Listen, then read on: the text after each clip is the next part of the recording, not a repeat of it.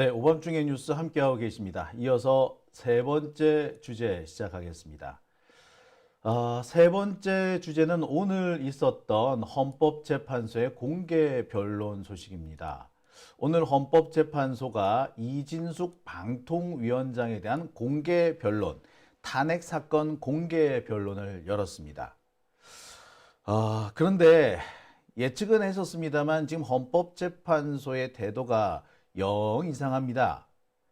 앞서 제기되었던 검사들에 대한 탄핵과 같이 이 이진숙에 대해서도 헌법재판소가 이 면죄부를 주려는 게 아닌가라는 의심을 갖게 만드는 일이 오늘 벌어졌었습니다. 현재 헌법재판소는요, 6인 체제로 운영이 되고 있습니다. 6명이에요. 원래는 9명이어야 하는데 3명의 헌법재판관이 현재 없습니다. 그 상황에서 억지로 지금 이 공개 변론을 열고 이 심리를 진행하고 있는데요. 자, 그런데 6명밖에 안 되는 이 헌법재판관들의 태도가 영 수상합니다. 공정성은 이미 밥 말아 먹은 것 같고요. 이미 편향적인 사고, 어떻게 보면 편향적인 어떤 결론, 선입견에 사로잡혀서 현재 사건을 진행하는 게 아닌가라는 의구심을 버릴 수가 없었습니다. 그래서 오늘 세 번째 주제로요, 이 빵통위원장, 우리가 빵통위원장이라고 하죠. 빵통위원장 이진숙 탄핵 사건의 이 공개 변론 얘기를 좀 해볼까 합니다. 자, 제가 준비한 세 번째 주제는요, 바로 빵통위원장 이진숙도 면죄부? 네, 헌법재판소는 글렀다입니다. 자, 현재 헌법재판소는 전체 9명의 재판관 가운데 6명 뿐입니다. 3명의 헌법재판관은 현재 임기 만료로 퇴임한 상태고요. 후임자는 아직 정해지지 않았습니다. 3명의 헌법재판관은 모두 국회가 임명하는 사람입니다. 원래는 헌법재판관 가운데 2명은 제1당이 추천하고 1명은 제2당에서 추천합니다. 그런데 2000년대 중반부터 이 국회 구성이 조금 바뀌었죠. 그래서 제1당이라고 하더라도 과반수를 훌쩍 넘지는 못했고, 과반수에서 좀 모자라는 그런 경우이거나 과반수를 살짝 넘거나 그랬습니다. 제2당이라고 하더라도 제1당과 그렇게 의석수 차이가 많이 나지 않는 경우가 많았습니다. 그래서 2000년대 이후부터는 한 명은 여당, 제1당, 한 명은 제2당, 야당, 뭐 이렇게 선출을 하고, 나머지 한 명, 이 한 명은 여야 합의로 선출을 하거나 제3당 혹은 제4당이 합의해서 추천하는 경우가 많았습니다. 과거 정의당이 어느 정도 의석을 가지고 있을 때에는 정의당에서 헌법재판관을 추천한 적도 있었습니다.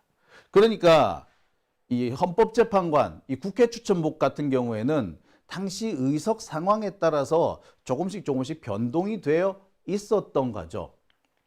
여야 합의로 헌법재판관이 된 사람 중에 대표적인 사람이 강일원 재판관입니다.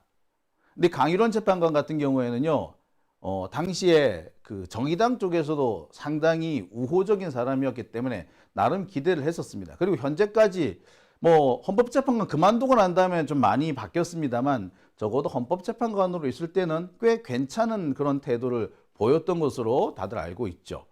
자, 그런데 지금 국회에서는 상황이 좀 많이 바뀌었죠. 지금 민주당이 전체 의석의 3분의 2 가까운 의석을 차지하고 있습니다. 국힘당은 3분의 1을 겨우 넘기고 있는 거죠. 따라서 헌법재판관을 추천한다면 현재 민주당이 2명, 국힘당이 1명 이렇게 추천하는 것이 맞습니다. 과거 국힘당의 전신인 뭐 한나라당, 새누리당, 뭐 신한국당 얘네들이 160석 가까이 있을 때는 걔네들이 2석을 추천했었기 때문에 지금도 똑같은 상황일 겁니다. 그런데 지금 국힘당은 어거지를 쓰고 있죠. 뭐라고? 여야 한 명씩 추천하고 나머지 한 명은 여야의 합의에 따라서 추천하자. 이렇게 억지를 쓰고 있습니다. 정상적으로 하자면 조국 혁신당에서 한 명을 추천하는 게 맞아요. 오히려. 그러니까 민주당에서 한 명, 국힘당에서 한 명, 조국 혁신당에서 한 명. 이렇게 한 명씩 추천하는 것이 제일 지금 의석 수준과 제일 부합됩니다. 굳이 추가를 한다면 개혁신당하고 조국혁신당하고 합의해가지고 추천하는 이런 경우도 있을 수는 있겠습니다만 아무튼 지금 상황은 그래요. 근데 지금 국힘당은 자신들이 한 명 더 추천하겠다고 어거지를 쓰는 겁니다. 바로 이 점 때문에 현재 헌법재판관 3인에 대한 추천이 지연되고 있죠. 그래서 현재 헌법재판소는 6명으로 운영되고 있습니다. 근데 원래 헌법재판소는요, 헌법재판관이 7명이 있어야지 심리를 진행할 수 있습니다. 따라서 현재 상황에서는 헌법재판소가 심리를 진행하면 안 되는 거예요. 근데 지금 현재는 셀프 위원 결정을 통해 가지고 억지로 지금 이진숙 방통위원장에 대한 탄핵 심판을 진행하고 있는 겁니다. 원래로 하면 진행되면 안 돼요. 그러니까 사실상 이진숙은 직무 정지 상태에서 쭉 가야 되는 거였던 거죠. 자, 이 상황에서 헌법재판소가 억지로 연 공개 변론, 솔직히 처음부터 기대가 안 되죠. 그죠? 정상적으로라면 7명이 되어야지 심리를 할 수 있는데 6명 상황에서 억지로 열고 있고 그 억지로 여는 것도 이진숙의 요구, 이진숙이 낸 헌법소원 이것을 받아들여서 진행된 겁니다. 그러니까 지금 현재 헌법재판소 운영 자체가 이 국힘당 쪽에 많이 편향적인 상황인 겁니다. 실제로 문재인 정부에서 임명됐던 헌법재판관은 2명으로 줄었고요. 현재 6명 중에 4명은 지금 윤석열 정권 이후에 임명된 사람들입니다. 수적으로 좀 밀리다 보니 그럴 수도 있겠으나 그러니까 민주당 쪽에서 임명된 문재인 정부에서 임명했던 비교적 진보적이라고 하는 사람들조차도 태도가 이상합니다. 그래서 그럴까요? 오늘 열렸던 공개 변론도 이거 그냥 넘기기에는 아무래도 수상한 그런 정황들이 많이 포착됐습니다. 그래서 제가 오늘 준비한 3번째 주제는 6인 체제 헌재 억지 공개 변론, 방통위원장 이진숙에게 면죄부입니다. 이 헌법재판소가 글러먹은 상태인 거죠. 하나하나 짚어보겠습니다. 자, 앞서서도 말씀드렸듯이 오늘 이진숙 방통위원장 탄핵 심판 사건 공개 변론이 열립니다. 핵심은요, 방통위원 2명으로 구성되어 있는 상태에서 방통위원 전체 중에 2명밖에 없는 상황에서 과연 방통위를 운영할 수 있느냐, 2명밖에 없으면 스톱돼야 되는 게 맞느냐, 이 부분에 대한 그 논쟁이 쟁점입니다. 지금 법원에서는 방통위원 2명으로 이 방통위를 운영하는 것은 위법하다라는 판단을 내린 바 있죠. 실제로 2인 체제에서 결정난 모든 것들에 대해서 법원은 집행정지 결정을 내렸을 뿐만 아니라 방통위에 패소 판결을 내린 상태입니다. 대표적인 게 KBS와 MBC 이사진이라든지 이런 사장 임명, 박문진 임명 이런 것들에 해당이 되는 거죠. 자, 그런 상황에서 헌법재판소가 공개 변론을 열었을 때 당연히 다른 이 법원의 판단을 좀 참고를 하는 것이 맞을 것 같은데 영웅 상황이 이상하게 흘러갑니다. 일단 시작부터가 이상하다고 제가 말씀을 드렸죠. 현재 헌법재판소는 6인 체제입니다. 이 상황에서 이진숙 탄핵 심판 공개 변론이 강행이 된 거예요. 원래는 헌법재판관 7명이 있어야지 심리를 진행할 수 있습니다. 심리는 뭘 말합니까? 재판 절차를 진행할 수 있다. 그래서 재판을 열어가지고 뭐 양쪽, 양 당사자의 의견을 듣는 또는 증거 조사를 하는 이런 상태를 보고 우리가 심리라고 하죠.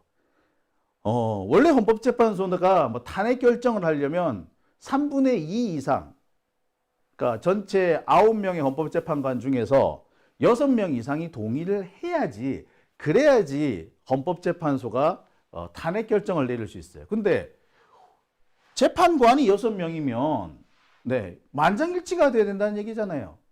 이견 자체를 허용하지 않는 상황이 됩니다.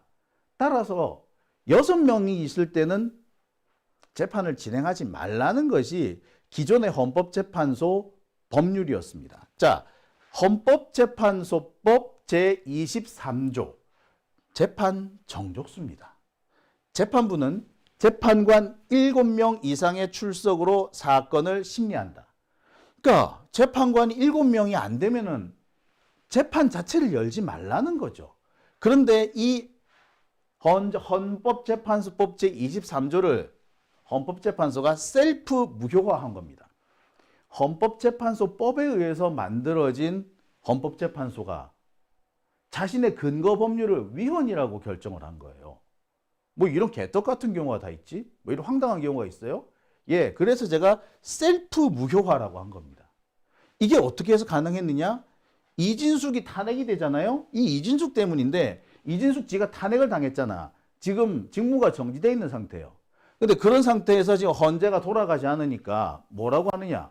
자, 이 헌법재판소법 제23조는 자신 이진숙의 권리를 침해했다라고 주장을 하면서 헌법소원, 위헌 헌법소송을 내요. 이거를 헌법재판소가 받아들여 준 거죠. 뭐야? 짜고 치는 고스톱도 아니고 이게 뭡니까? 자, 아무튼 현재 헌법재판소는 이렇게 억지로 재판을 진행을 하고 있는 겁니다. 하지만 지금 상황에서 헌법재판소가 결정을 내릴 수 없다는 것은 너무나도 명백합니다. 만약에 헌법재판소가 이 상황에서 결정을 강행을 한다면 아마도 이거는 현재 헌법재판관들 전체를 탄핵해야 되는 상황에 처하게 될지도 몰라요. 따라서 아마 결정은 내리지 못할 겁니다. 자, 그런데 결론을 내리지도 못하는데 재판을 왜 시작을 해? 예, 황당하죠. 엄청 황당한 지금 상황이 지금 벌어지고 있는 겁니다. 그러니까 보기에 따라서는 이진숙을 위해서 재판을 열고 이진숙을 위해서 현재 결론을 내리기 위한 준비를 하고 있다라고 의심할 수밖에 없는 상황인 겁니다. 실제로 오늘 이 공개 변론에서 있었던 일을 되짚어봐도 제가 이런 의심을 하는 것이 과한 게 아니라는 생각이 드실 겁니다. 오늘 헌법재판소는요, 정청래 위원장을 향해서 여러 가지 이제 거친 질문을 쏟아냅니다. 왜 국회가 방통위원 추가로 임명을 안 했느냐? 국회 몫에 방통위원을 임명하면 되지 않냐? 왜 안 했느냐? 라고 계속 묻습니다. 아니, 이게 말입니까? 빵굽니까? 지금 방통위원이 왜 국회 임명 몫의 방통위원이 왜 없어지게 됐나요? 그거는 윤석열 때문 아니었습니까? 윤석열이 최민희 방통위원에 대해서 임명을 거부했죠. 무려 7개월씩이나 임명이 거부가 됐습니다.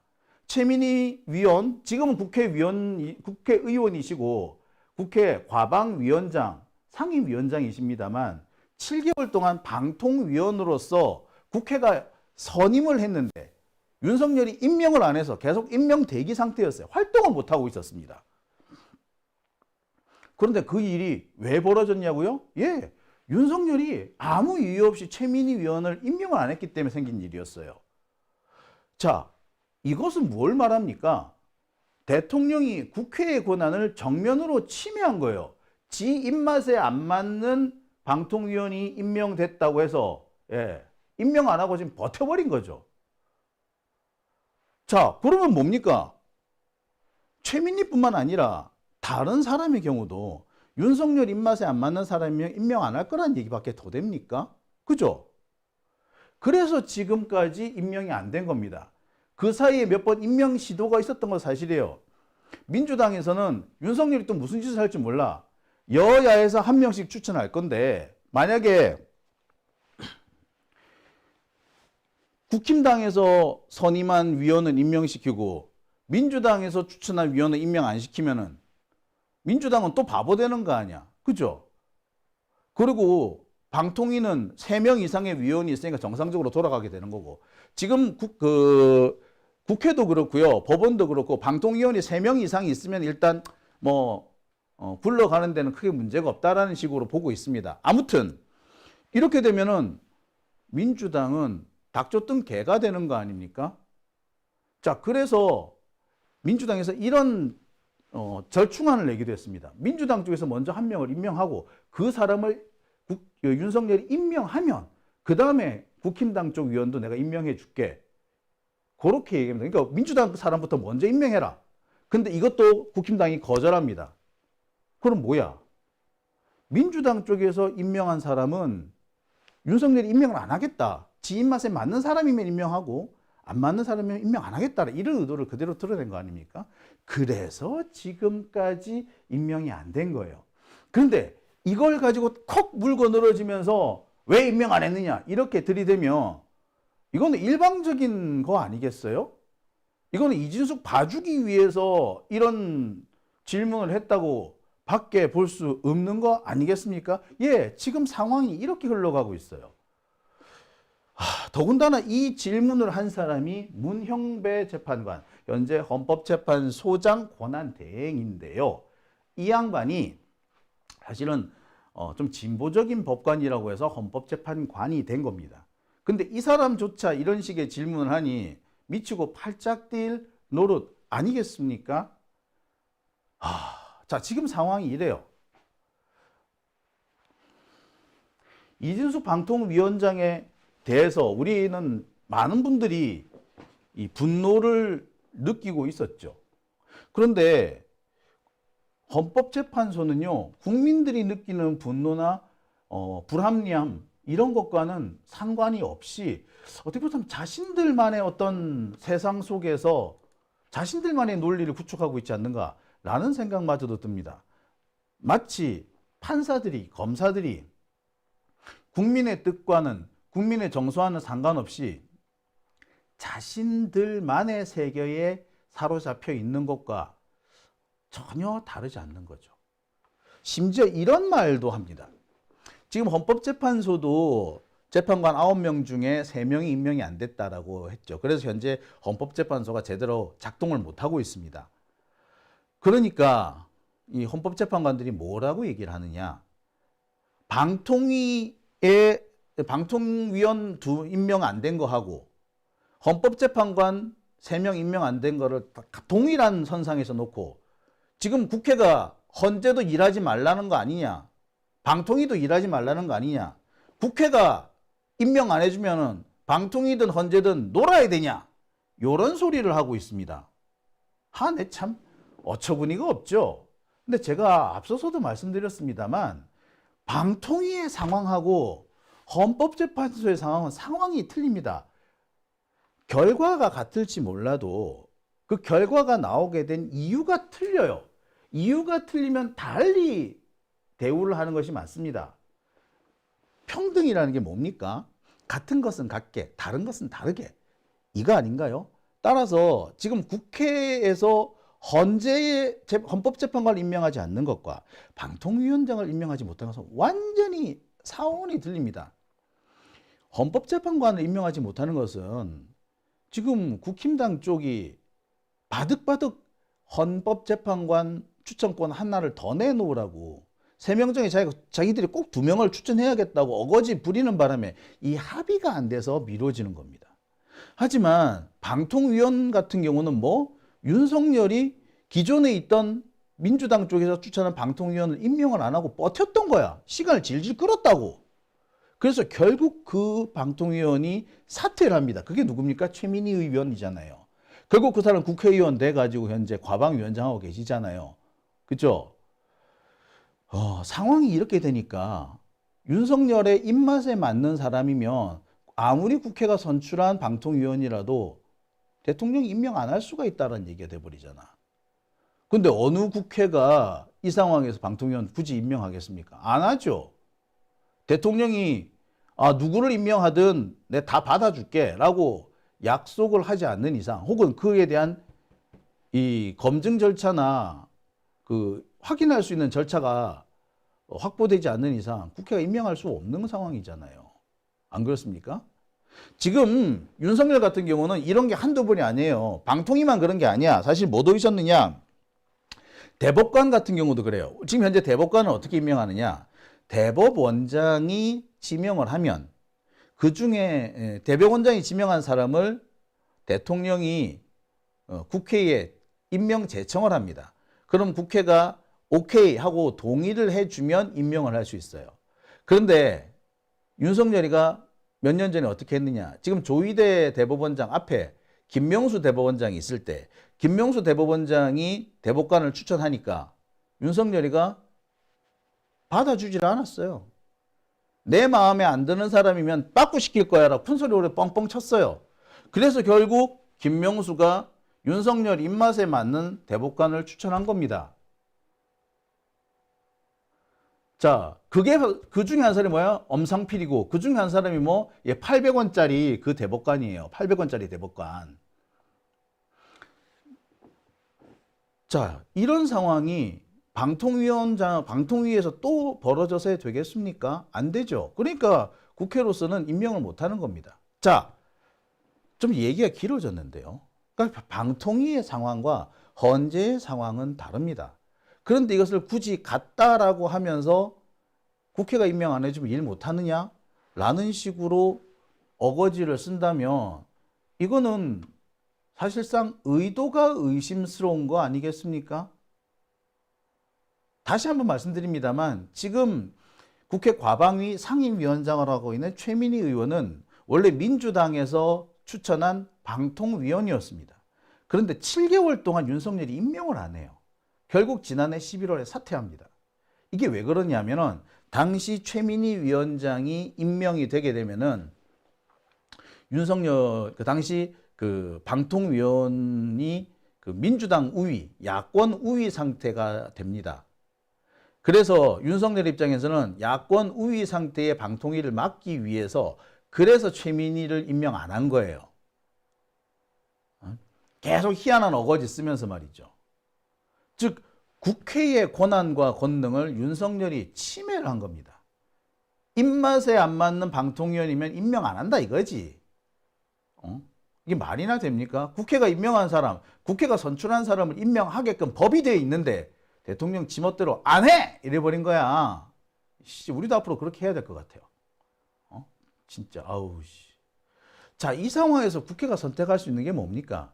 국회는 국회 스스로를 지켜야 되지 않겠어요? 국회의 권한과 권능을 지켜야 되지 않겠습니까? 그래서 야, 니들 그딴 식이면 우리 방통위 구성에 협조할 수 없어 라고 한 거예요. 그게 지금의 상황인 겁니다. 자, 삼권 분립 체제라고 하는데 삼권 분립 체제라고 하더라도요. 중요한 몇몇 기관 같은 경우에는 행정부와 국회, 여야가 합동으로 공동으로 구성해야 되는 그런 기관들이 있습니다. 방통위도 그렇고 뭐 감사원 같은 경우도 있고 막 그래요. 이런 기관들은 국회뿐만 아니라 대통령이 함께 공동으로 기관을 구성하게끔 합니다. 그 이유는 뭐다? 이 기관들이 공정하고 정치적인 논란으로부터는 좀 객관적인 그런 입장에 서라고 만들어 놓은 기관이 그런 기관인 거거든요. 그런데 대통령이란 놈이 지 입맛에 안 맞다고 국회가 추천한 사람 임명 안 해버리고 이래버리면 그 기본적인 그 구조 자체 국헌 문란 상태가 벌어지는 겁니다. 윤석열이가 국헌 문란 상태를 저질렀는데 이것을 그냥 봐주고 이 문제가 해결되지도 않았는데 이걸 그냥 얼렁뚱땅 넘기고 임명을 해야 됩니까? 그래서 만약에 윤석열이가 또 거부하면은 받아들일 때까지 계속 해야 돼요? 그거 아니지 않습니까? 예. 상황이 그러한데도, 예. 이런 상황을 헌법재판소가 모르지는 않을 텐데 이것을 계속 문제 제기를 한다는 것 자체가 황당한 거죠. 달리 말하면 헌법재판소가 현재 편향성, 윤석열 쪽에, 적폐 쪽에 심각하게 기울어져 있다는 것을 스스로 인정한 셈이 되는 겁니다. 제가 여기서 헌재의 편향성이 그대로 드러났다라고 말씀드립니다만 사실 헌법재판소가 매우 불공정한 사고방식을 가지고 있고 적폐에 유리한 방식의 사고를 하고 있다. 이런 지적을 안 할 수가 없는 거죠. 자, 지금 헌법재판소 그동안 참 여러 가지 문제가 제기돼 왔던 게 사실입니다. 검사 탄핵 같은 경우도 사실 잇따라 기각되지 않았습니까? 대표적인 것이 유성 간첩 조작 사건의 당사자였던 검사가 공소권을 남용했다라고 판결이 나왔는데 그 판결을 받은 검사도 탄핵을 안 받아준 거 아닙니까? 헌법재판소가. 자, 또 있습니다. 천안 마약 사건을 무마해준 이정섭 검사. 이 이정섭에 대해서도 헌재가 탄핵을 안 받아줬어요. 이게 말이나 될 일입니까? 헌재가 검사들한테 면죄부 만들어주는 기관인가요? 여기서 보듯이 헌법재판소가 현재 상당히 편향적으로 운영되고 있습니다. 아니, 솔직히 말씀드리면 현재 이 사법부, 현재 법조인들의 이 편향성이 그대로 드러났다라고 보시면 됩니다. 제가 종종 법조인들 믿지 마라 라고 말씀을 드리죠. 그 이유가 사실 여기에 있는 거죠. 그리고 오늘 바로 이 문제점이 공개 변론에서 그대로 드러나게 된 겁니다. 자, 제가 오늘 여기서 한 가지 드릴 말씀이 있습니다. 기관이 구성되지 않았다면, 만약에 기관이 9명으로 구성되든 7명으로 구성되든 혹은 5명, 6명으로 구성이 되든 이 기관이 구성되지 않아서 구성원이 다 만들어지지 않았으면요, 그 이유가 무엇이든 간에 그 기관은 작동을 못하는 게 맞습니다. 아무리 기관을 구성하는 그 구성원을 황당한 이유 때문에 만들지 못했다고 하더라도 기관이 구성이 안 됐으면 그 기관은 못 움직이는 게 맞아요. 안 움직여야 정상이에요. 기관 구성이 안 됐으면은 그 이유와 상관없이 그 기관은 작동을 못 합니다. 구성이 안 됐는데 억지로 작동하는 거, 그거 자체가 위헌인 거죠. 헌법재판소가 9명으로 구성되어 있고 적어도 7명 이상이 있을 때 재판을 진행하라 라고 했으면 반드시 7명 이상일 때 해야 합니다. 그런데 이런저런 사정이 있다고 6명으로 정족수를 줄여버리면 이거 자체가 위헌인 거예요. 이 자체가 불법인 겁니다. 법에 정해놨을 기관 구성에 관한 법률 있죠. 자, 어느 법이든 간에 헌법도 그렇고 행정법도 그렇고 다 마찬가지입니다만 기관 구성과 관련된 규정이 있습니다. 기관 구성과 관련된 규정은요, 이거는 강행 규정이고 여기에 요건을 충족하지 못하면은 그냥 다 무효입니다. 일단 무효예요. 존재 자체를 안 하는 거야. 자, 사람이 있습니다. 사람은 머리 하나, 손, 발, 다리 이렇게 있어야 되죠. 그런데 갑자기 머리가 없어. 그럼 이게 사람입니까? 아니죠. 지금 사람이 너무 부족하니까 머리 없는 놈도 그냥 데리고 와. 이렇게 할 수 있나요? 없죠. 자, 미성년자가 아무리 똑똑하고 미성년자가 정말 그 현재 16살밖에 안 되는데 막 그냥 서울대 막 들어가고 그래. 로스쿨 합격하고 막 그래. 그래도 그 사람은 미성년자야. 따라서 그 사람은 선거권 못 가집니다. 그리고 미성년자는 법률 행위 능력이 없어요. 행위 능력이 없어요.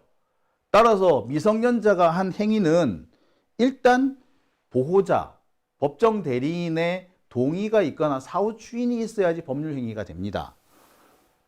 그거는 미성년자가 똑똑해도 상관없어. 그런데 미성년자가 만약에 뭐 그 부모님이 갑자기 어디 가셨어. 외국에 멀리 나가셨어. 당장 동의나 추인을 해줄 사람이 없어. 그렇다고 해서 미성년자한테 야, 니 혼자서 뭐 법률행위 해도 돼. 이렇게 해줄 수 있나요? 없어요. 이거는 사정이 아무리 딱하다 하더라도 안 되는 거야. 그냥 안 되는 거. 기본적으로 자격 요건을 갖추는 거나 그 기관을 구성하는 법률은 모자라면은 그걸로 끝이야. 하나라도 모자라면은 구성이 안 되는 거예요. 그런데 국회가 안 만들어줬으니까 국회가 안 만들어준 사람이니까 어쩔 수 없이 우리는 그냥 6명으로 운영한다. 국회가 임명 안 해줬으니까 우리는 2명으로 운영한다. 그거는 말이 안 되는 거 아니겠습니까? 예, 바로 그겁니다. 할 게 있고 안 되는 안 할 게 있지. 근데 그거를 재판관들이 몰라요? 압니다. 저보다 더 잘할 거예요. 적어도 헌법기관의 구성은 법률과 헌법에 따라야 되고 그 법률과 헌법의 요건에 맞지 않으면 그 이유가 아무리 타당한 이유가 있다고 해도 모자라는 상태에서 구성이 되지 않은 상태에서는 기관이 안 만들어집니다.